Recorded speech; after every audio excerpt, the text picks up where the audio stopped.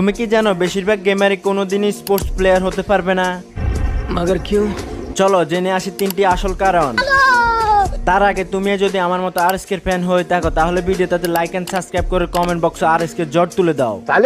Number 1, practice. বেশিরভাগ গেমারই তাদের squad নিয়ে স্পোর্টস খেলার জন্য প্র্যাকটিস শুরু করে দেয়, কিন্তু কিছুদিন পরেই তারা প্র্যাকটিস বন্ধ করে দেয়, কারণ তারা ভাবে যে তারা প্রো প্লেয়ার হয়ে গিয়েছে, আরএসকে টিমকে তারা হারিয়ে দিতে পারবে। और अभी तो रुको। কিন্তু তোমরা জানলে অবাক হবে যে যারা রিয়েল স্পোর্টস খেলে তারা এত ভালো খেলার পরেও দিনে 8 থেকে 10 ঘন্টা তারা প্র্যাকটিস করে।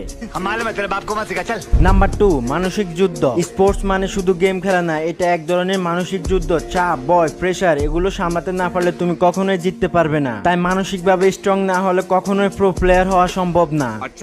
এন্ড নাম্বার 3, ভালো ডিভাইস। এখন আমি এটা বলবো না যে তুমি গেম খেলার জন্য 60 থেকে 70 হাজার টাকা দিয়ে একটা ফোন কিনো, কিন্তু যারা মন থেকে স্পোর্টস খেলতে চায় তাদের কাছে ভালো ফোন, ইন্টারনেট কিছুই থাকে না, আর অনেকের তো সাপোর্ট সিস্টেম নেই বললেই চলে। এই কারণে অনেক ট্যালেন্ট প্লেয়ার পিছিয়ে পড়ে। সবশেষে এটাই বলবো যে 3টি সমস্যার কথা আমি বলেছি সেই 3টি সমস্যা যদি তুমি সমাধান করতে পারো তাহলে স্পোর্টস দুনিয়ায় তোমাকে স্বাগতম।